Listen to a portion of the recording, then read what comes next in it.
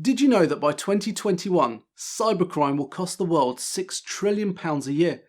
Cybercrime is a serious risk, which is why you need to make cybersecurity a priority. A password is often a first line of defense, but a password alone isn't enough to protect your business's sensitive data.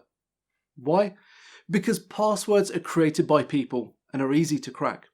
We all know somebody who uses the same password over and over again, or scribbles passwords on post-it notes to jog their memory. This is a data breach waiting to happen.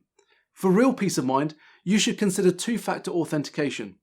This adds an extra layer of security, making your data much harder to access. To find out more about two-factor authentication and what options are available to you, please get in touch with us today.